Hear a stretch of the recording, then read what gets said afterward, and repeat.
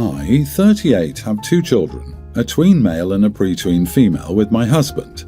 When my son was 1, my husband cheated on me because our marriage was going through rough waters. He got his mistress Selena pregnant. He fathered a tween with her, and his name is Jack. We were nearly about to divorce, but in the end we reconciled. The condition for reconciliation was that he couldn't bring his child from his affair to my house. I own my home, which I inherited from my parents. He pays child support to his ex-mistress and gets 1 week a month with his affair baby, and he stays that week at his parents' house. So far it's been good. He also owns a house but has to pay the mortgage and has rented his house out. Now his ex is travelling for some more weeks and he must keep him longer. He asked me and I refused. I also told him that his long absence from home would cause issues, so he had to sort it out with his ex-mistress. Selena's family doesn't help her because she had an affair with my husband and they find it pathetic that she mothered a child with a married man. Her family supported me in the past. He has been calling me names and asking me to reconsider. I told him that the condition of our marriage reconciliation was clear to him and he chose that back then. I didn't force him and he decided to stay married. I told him his son can't set foot in my house. If he wants to live with his son, we can get a divorce. He called me cruel, but I don't want to keep that boy at my place because I know I won't be nice to him. His mother and I have already gotten into physical fights in the past. Neither I nor my children have ever met the kid, except for a few times when my husband tried to sneak them out and we had a huge fight. After that, he stopped. I told my kids that their father cheated on me with the ex-mistress. Since then, they haven't wanted anything to do with the boy. I want my kids to avoid the mess my husband has created. He said he can't divorce me and he'll ask his parents to take care of him. Note, he can divorce me. I'm not stopping him, but today he told me he doesn't want to. So my conditions were clear from day one and he can feel free to divorce me. But my conditions to take him back were clear and he accepted them. I never forced him.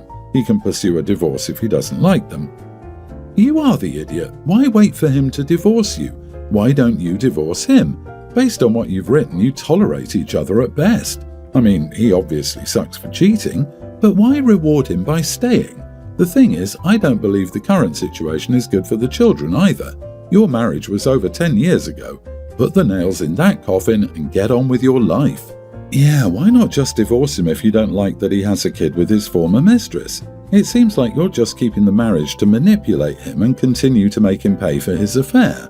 The child won't be going away and it will always be an issue. You're not helping anyone, especially your children, by staying in a marriage with such a crappy situation. Put your big girl pants on and divorce him already and get on with your life. You're being malicious. So I'm going to go against the flow and say, not the idiot. While the child may be innocent, your husband accepted the conditions years ago. You had a right to protect your home, your peace, and your kids from pain and reminders of betrayal. I think everyone's the idiot here. Your husband sucks, and I'm so sorry for what he put you through, but that poor child is getting backlash from everyone. You guys suck as adults. Protecting kids goes beyond feelings. You should get therapy because at the end of the day, you also chose to stay married. You also chose to give him another chance. It's been 10 years. Jeez. OP, he's waiting for his mortgage to be paid off so he can leave you. Right now, you own your house. He rents his equals mortgage is being paid off for free. If he leaves now, he'll have to pay his mortgage, which will leave him with less than half after excluding any income you make as well as any income you make as part of the partnership. Currently, he pays child support for 1 kid. Leaves you, that'll be 3 kids he's on the hook for. He may not be able to afford it, but he will leave you eventually. He needs to get his house first and then he'll be done with you. Of course, and if their kids age out, he avoids paying support times 3. He's playing the long game.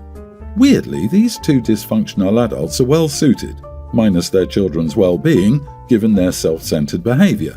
OP is huffing paint if she thinks their toxic situation is having no effect on their kids. My wife and her sister had to have years of therapy because their father was a serial cheater. Mom looked the other way. Update: I made this post to read different opinions. That doesn't mean I will accept them. Harsh comments won't make a dent in my thick skin. My husband again agreed to my conditions and his affair child will stay with his grandparents. I, 33 female, have been with my partner, 32 male, for 5 years. He proposed last year and we agreed to get married in the upcoming winter. He promised to cover 70% of the wedding costs and said he'd transfer money to my account whenever I paid for something. I ended up handling all the planning and bookings. By April this year, I had already paid around 500,000 local currency, but when I checked, he hadn't sent me a single cent. I kept reminding him and he always said, "Yes, baby, after work."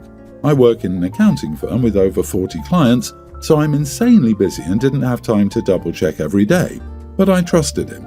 When we finally sat down to talk about it, I found out he didn't have the money. He planned to ask his parents or use future income, meaning he'd been lying about having savings. All this time he bragged about being financially stable and successful. He's a lawyer, but apparently it was all talk. I understand that people can go through tough financial times, but lying about it and letting me carry all the burden, that felt like a betrayal. I decided to call off the wedding and the relationship. Now he's throwing the wedding expenses in my face, even though I did all the work. My parents think I should go through with it since the engagement has already been announced to the family. Am I the idiot for calling it off? I feel heartbroken, used, and honestly fooled. And seriously, if you can't afford to get married, why propose in the first place? Not the idiot, because you already announced it is among the worst reasons to go through with a marriage. You don't commit to someone because of what your parents, relatives, or friends expect. You commit because you trust the person and he broke that trust. Agreed, I'd rather save my future than save face, LMAO. Calling off the wedding was a sensible and self-respecting decision. You deserve a partner who is honest and reliable, especially regarding finances. You didn't call off a wedding, you cancelled a subscription to nonsense. Good for you. OP, I'd be asking what the heck he's spending his money on if he's a high-earning lawyer with no savings. The question I would be asking is, if he's justifying lying, how do you know it's just one thing? What else has he been lying about? Once trust is lost, there's nothing left. A divorce is far more expensive than a called-off wedding, especially since your ex-fiancé is a lawyer. So I, 24 female, have a good relationship with my brother, 27. My soon-to-be husband, 25, also has a good relationship with him. About 4 or so months ago, my brother met this girl, I'll call her Kylie, and about a week after they began dating. He brought her over to introduce her to the family. It went horribly. She had no manners, no respect. At the first meeting with our parents, she told my mother that maybe she should cut down on the food, and just generally kept disrespecting and shaming my parents for anything at all. My fiancé and I are getting married next week. Invitations have been sent out, including to my brother and his girlfriend. Yesterday, though, she and he came over because we were going out for drinks. My husband is a little chubby in his stomach, but he has a body with a lot of muscle and just a little tummy, so he's nowhere near obese. Kylie randomly, out of nowhere, starts squeezing his stomach and saying, "Whoa, aren't you a little chunky? What the heck?" So naturally, I'm just like, "Don't touch my fiancé, you got your own tubby man to squeeze on, stay off mine." And she starts getting mad and saying, "Well, my boyfriend isn't nearly as chunky, so it's just more fun to squeeze on more fat people's stomachs. We skinny girls have to have some fat to squeeze if not our own." Okay, what? So now I'm just even more confused. Somehow it escalates, and I don't exactly remember what led to this, but she threw my phone into a glass table and shattered it. My mother gave it to me just weeks prior and I loved it. She started slamming our crap around and screaming in tongues you couldn't even understand her. My brother has to pull her out of the house and she's clawing at him, and I'm just standing there like, what the heck just happened? My fiancé tells me he doesn't want her at the wedding, which obviously I wouldn't either. We texted him to say that we don't want her to attend. If he comes, she cannot come. He's livid. He's saying, she has mental issues, she sometimes breaks out like this, and whatever else nonsense.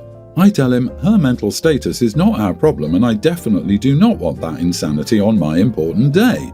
He's telling me I'm selfish, I need to show some respect, because it seems like I don't support mental health. My fiancé literally had 2 years of major depression, and I stuck by him through his outbursts, but never once did he go breaking stuff and clawing at me. He and Kylie are both completely blowing up my phone with angry messages that she didn't do anything wrong and can't control herself, which isn't my fault. Truthfully, if she can't control herself, I don't want an animal attending my wedding with the risk of another outburst like that. I blocked both until I could figure out what to do. Now my fiancé is with me on this, but nobody else is. I wonder if maybe I reacted wrongly, or I'm seeing something wrong that really isn't out of proportion as much as I thought it was. I guess I just need outlooks from other points of view. Am I the idiot? Not the idiot. I don't care what her issues are, she is being inappropriate, and if she acts that way now, a wedding will be even worse. If your brother is too enamored to see it, that's on him. He'll regret missing your wedding one day, but your day is worth more than his hurt feelings. This woman is weaponizing mental illness, if she even has one. Doesn't matter how good your relationship is or was before her. The psycho which destroyed your table and house, and he gets angry at you for disinviting her? Oh, heck no. Block him, block her. Get security at the wedding to stop them and make sure they are not allowed to enter the venue or anything. Take pictures of everything she destroyed for evidence to show if the family goes the typical, but he's family BS way. Agreed. Get security at your wedding to keep him and her out. They're at that level of crazy that they will not only crash your wedding, they'll also be on a rampage to trash it. Don't even discuss it with family or any other person. Don't tell your parents or any family members or friends. Stand on business and do what you need to do. Just fork out the extra cut a teacher, and honestly, that's a huge chunk of my budget. When I told my boyfriend about struggling with these new costs, he just shrugged and said, "That sucks," and changed the subject. I was shocked, but figured maybe he didn't understand the severity. Yesterday, I directly asked if he'd consider helping with some of my medical expenses since we're in a serious relationship. He straight up laughed and said, "Your medical problems aren't my financial responsibility," and that it would mess up his investment strategy. I lost it. I reminded him that when his car broke down last year, I loaned him $2,000 without hesitation, which he paid back, but still. I told him relationships aren't just financial transactions, and that his attitude was selfish as heck. He got super defensive and said I was trying to gold dig and that this is why men shouldn't date women with health issues. What the heck? My sister says I'm totally justified, but his friend texted saying I'm an entitled princess expecting a free ride for my personal problems. I don't expect him to pay everything, but isn't some support normal in a long-term relationship? Like, if I can't count on him during health issues, what's the point? Am I the idiot for expecting my boyfriend to help with my medical bills? You are the idiot. You're not married and don't have combined finances, so it wouldn't make sense for him to pay for your personal expenses. It sounds like you both pay 50% of shared bills, like roommates, but pay for your own separate expenses. A roommate wouldn't pay, like car repairs, since you mentioned loaning him money for it, and this expense is all you. That being said, this is why men shouldn't date women with health issues is a huge red flag and you should leave him ASAP. If you want a partnership, find someone capable of being a partner because this guy obviously is not. His responses are gross, lack compassion, and are also rude. But he is not obligated to help you with your bills. You loaned him money in the past, but you're not asking for a loan. You asked him to subsidize your medical bills. Had you been married or engaged, it would be a different story. But as you're just dating, I wouldn't expect a boyfriend or girlfriend to indefinitely subsidize the other's medical bills. Yep, you are the idiot. Why do you feel entitled to someone else's money? Conversely, I think you're the only one who thinks you're in a serious relationship. Someone planning a future with you would likely have offered to help if they were in a position to do so. Not the idiot, but you need to have a conversation with them about where the relationship is going. When do you become more important than his investment strategy? I know not everyone cares about getting married. However, long-term living with romantic partners is part of why people struggle to navigate these issues. You haven't taken vows for in sickness and in health, but you do have a commitment to one another. Is he obligated financially for these expenses? No. Should he want to help you? Yes. Even if that help isn't him directly giving you money. After all, you helped him. He makes good money and has an investment strategy, but still needed to borrow $2,000 to fix his car. I find that very interesting. I co-parent my daughter Ava, 18, who has just passed her driving test, and my ex and I bought her a car. Within a week of owning it, Ava parked in a tow-away zone and it was towed. I told her to take responsibility for her mistake and pay the $100 fee, as her insurance doesn't cover it, warning her that they can add all sorts of fees if she waits too long. Ava had booked a weekend away with some friends and had already paid for her share of the hotel and transport, so I told her to use the fun money she saved for the trip on the fee. She still had time to pick up an extra shift at work to make it up before the trip or go away with $100 less. She chose not to pay as my husband and I refused to, and by the time she came back from the trip, she got hit with a $300 something bill as they added a daily storage fee and a hookup fee.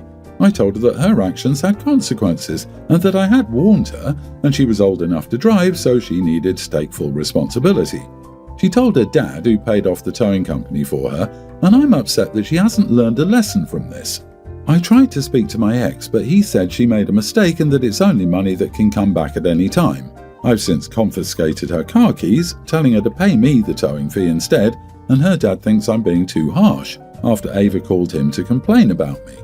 You were right about making Ava pay for the tow charges, but I also think you should have communicated that with her dad too, so you'd both be on the same page. However, it's done now, and I don't think that keeping her keys is the right way to go about it. I don't know what is. Not the idiot, but her dad is for undermining your authority. At 18, there's no great consequence at this point. The best consequence for her was the natural one, and dad bailed her out of that one. But she's about to leave high school, probably, and the real world is going to come at her fast. She could have learned that lesson right now while there were people who could drive her to pick up her car. Instead, she will have to learn that lesson later on when it also costs an Uber ride. OP, if you do decide to keep her keys for a period, I assume it's your car, not her dad's, make it time-based and not cash-based. There's no world where collecting that money from her is okay. A week without wheels might be sufficient. Going out of town and leaving her car in hock was pretty irresponsible. Being without it for a week may help.